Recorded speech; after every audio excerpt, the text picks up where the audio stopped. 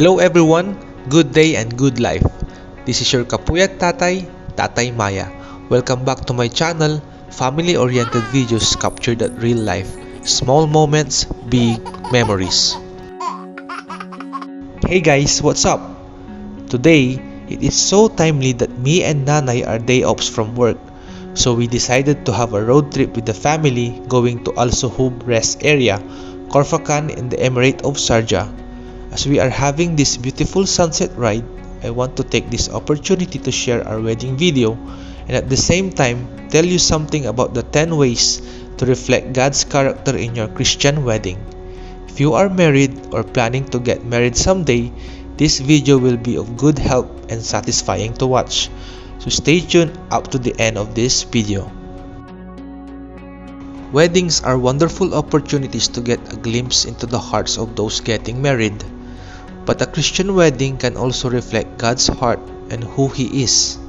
While there are many fun and beautiful ideas for Christian wedding, our video for today focuses on 10 attributes of God along with the ways to reflect His character in your wedding. First on our list, God is good. Spread blessings plentifully. One of the most misunderstood attributes of God is that He is always good. When life doesn't go as we plan because God's ways are not always our ways, we might doubt His goodness. But Psalm 145 verse 9 says, "The Lord is good to all, He has compassion on all He has made." Goodness is part of who God is. Imitating the goodness of God is a good thing for couples. Long before the wedding day, create opportunities to emulate God's goodness, perhaps by planning special things to benefit and bless the partner. Also, take time to honor your parents in word and deed before the marriage, showing God's goodness to them. Second, God is wise. Choose activities carefully. One of God's traits is His wisdom and understanding. It is important to consider His perspective in all the preparations for your wedding.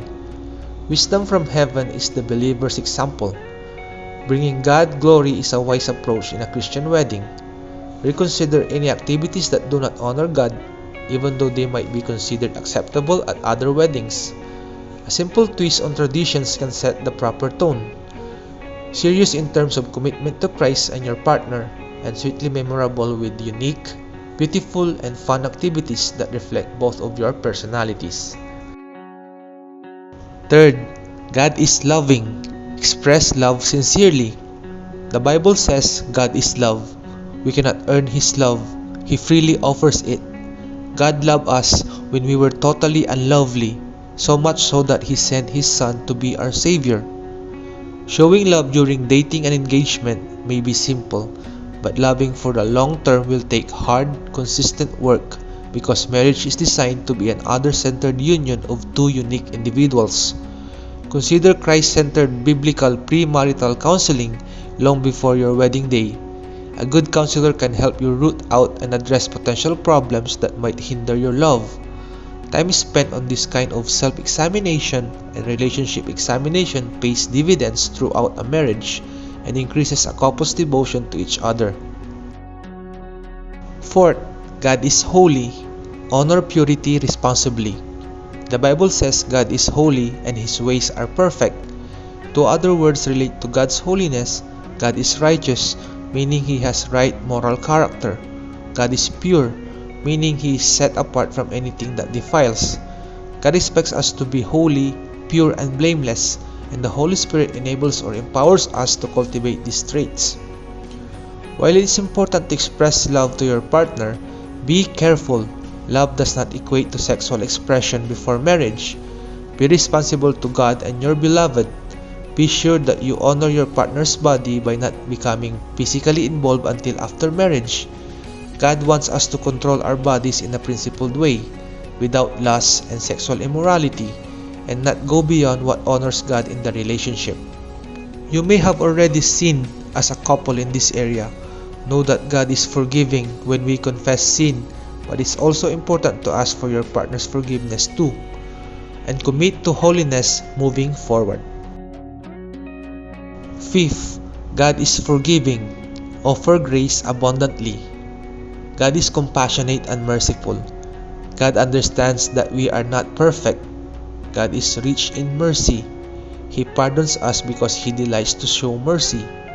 In His mercy, God does not give us what we deserve, but offers us abundant grace, saving us not because of who we are or what we do, but because of the work of Jesus in us. Wedding planning and wedding ceremonies can be stressful. Emotions may be on edge, and thoughts may get scrambled by overwhelming details. Partners may find themselves reacting to each other rather than responding in healthy, helpful ways. This is the time to forgive a partner who overreacts out of stress. This is the time to give a partner lots of grace and not dump on more stress with hurtful reactions. Respond in loving, forgiving ways and allow God time to work. Assure your partner that you are in this life with them for a long haul, and you will help them through this and future tough times. 6. God is patient. Face frustrations calmly. God is slow to anger and patient toward us. His patience with us is beautiful. He patiently works within us and waits for us to cooperate with Him. Be humble, gentle, and patient with your partner, especially through the decision-making process before the wedding. Be sure to allow plenty of time to think through choices together. Jumping to anger when your partner frustrates you will likely also build up concerns about your future together. Patience is not only a virtue in your relationship, it's a wise investment.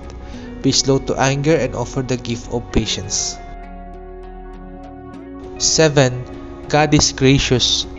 Show kindness thoughtfully. God is gracious to His children, granting us undeserved favor, and He shows us many kindness in His graciousness. A popular benediction in church is Numbers 6 verse 24 to 26, which says, "The Lord bless you and keep you. The Lord make His face shine on you and be gracious to you. The Lord turn His face towards you and give you peace." When God shines His face on us, many kindness follow. Engaged couples can practice showering each other with kindness too. Even secular science knows that lasting relationships are built through kindness and generosity. Kindness doesn't just happen, it takes practice. 8. God is truthful. Communicate concerns honestly. God is completely truthful. There are no falsehood, lies, or deception in Him. He is absolutely reliable.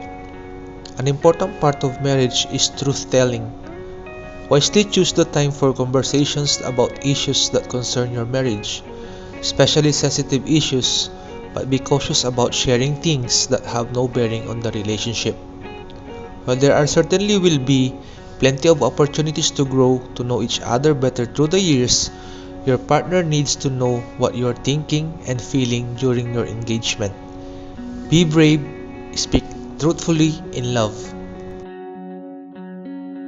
9. God is mighty. Meet needs courageously.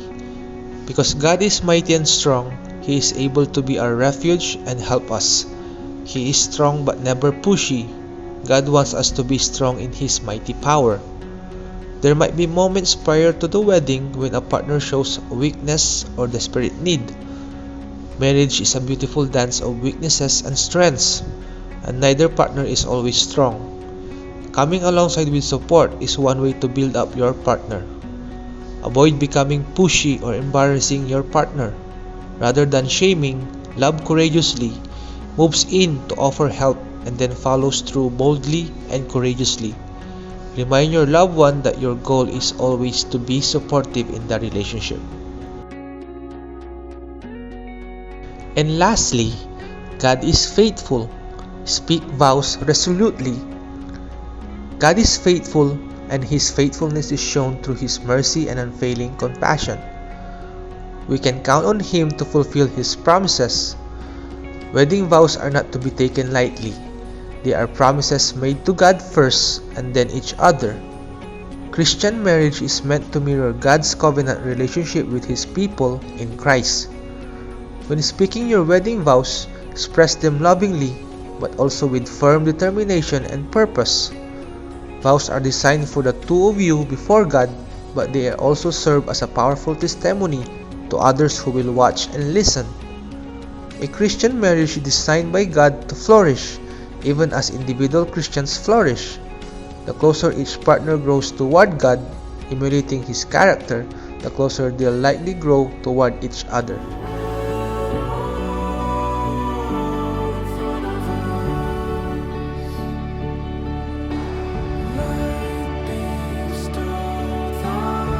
Jerichel, do you take Jeremias your present for lawful husband according to the right of our Holy Mother the Church? Yes, I To do. give yourself to her as your husband? Yes, I do. Do you give yourself to him as his wife? Yes, I do.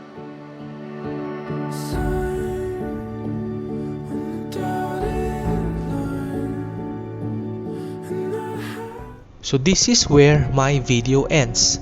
Again, this is your Kapuyat Tatay saying, getting married is a wonderful step toward all that God has planned for you and your beloved. Before you get caught up in wedding plans, however, you may want to pause and take a breath. You're about to engage in the biggest fight of your life, after all. And I don't mean with your intended. I'm talking about the fight to stay married. Assure your partner that you are in this together as a team, and you will help each other through good times and bad times, in sickness and in health, till death do us part. If you're inspired and enjoy my video, don't forget to hit like and subscribe. Thank you for watching. See you on my next video. Bye-bye!